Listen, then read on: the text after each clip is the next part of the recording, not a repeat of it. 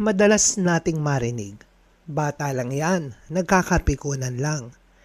Pero kailan nga ba lumalampas sa linya ang biruan at nagiging bullying na? Ngayon, hihimayin natin ang Anti-Bullying Act or Republic Act 10627. Alamin natin kung anong dapat gawin ng school at kung paano mapoprotektahan ang inyong anak mula sa panunukso, pananakit at online harassment.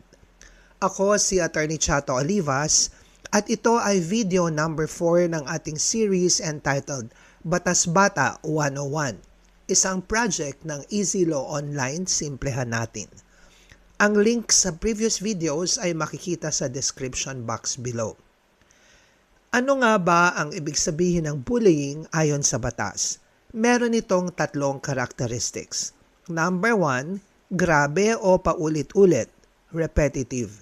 Hindi lang isang beses nangyari. Or kung isang beses, masyadong seryoso. Number 2, may intensyon manakit or harmful intent. Maaari itong physical, verbal, or psychological. At number 3, merong imbalance of power. Ginagamit ang lakas, edad, o kasikatan para manakot. Mga examples, panununtok, pangungutya sa itsura, pagkakalat ng maling balita or pag-exclude sa grupo. Hindi lahat ng away ay bullying.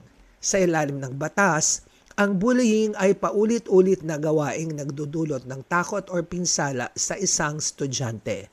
Pwede ring hindi paulit-ulit ito pero grabe or severe ang gawain. Maaaring ito ay pisikal tulad ng panununtok, verbal tulad ng pangungutya, or psychological tulad ng pagkalat ng chismis para ma-isolate ang bata. Ang mahalagang tandaan, kung ang bata ay natatakot pumasok sa eskwela dahil dito, pasok na yan sa bullying. Cyberbullying, bullying na walang pinipiling oras. Examples of cyberbullying, bashing sa social media, pag-post ng nakakahiyang photos or videos, paggawa ng fake accounts para manira. Kahit nangyari sa labas ng school basta apektado ang pag-aaral ng bata, ito ay bullying. Dahil sa social media, ang bullying ay nakakapasok na hanggang sa loob ng kwarto. Ito ang cyberbullying.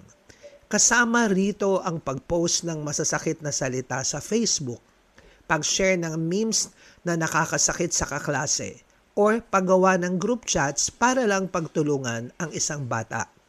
Kahit nangyayari ito sa bahay gamit ang inyong wifi, kung ang biktima at salarin ay magkaeskwela, may karapatan at obligasyon ang school na makialam.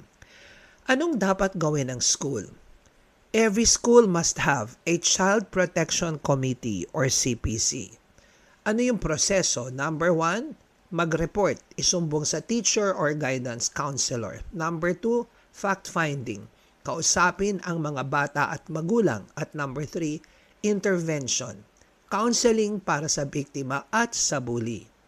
Tandaan, meron itong rule of confidentiality. Bawal i-post sa social media ang pangalan ng mga batang sangkot. Ayon sa slide na to, alam nyo ba na ang bawat school sa Pilipinas ay obligadong magkaroon ng Child Protection Committee or CPC? Kung ang anak nyo ay nabubuli, huwag dumiretso sa pag-post sa Facebook. Ang unang hakbang ay pumunta sa guidance office. Dapat may anti-bullying policy ang school na sinusunod. Ang layunin ng batas ay hindi lang parusahan ang bully kung hindi i-rehabilitate sila at siguraduhing ligtas ang biktima. Ito naman ang tips para sa mga magulang. Makinig sa kwento ng anak nang walang panghuhusga.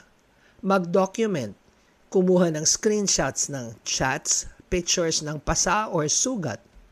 Makipagtulungan sa school, huwag makipag-away sa ibang magulang. At kumontak sa Child Protection Unit ng Department of Education. Ang email address ay weprotectlearners@deped.gov.ph. Andito din yung landline 86321372 at ang mobile number 0945-175-9777. Mga magulang, maging alerto sa pagbabago ng ugali ng anak. Kung ayaw nilang pumasok o laging malungkot o takot, baka may nangyayari na sa school. Huwag nating turuan ang ating mga anak na lumaban sa mamamagitan ng dahas.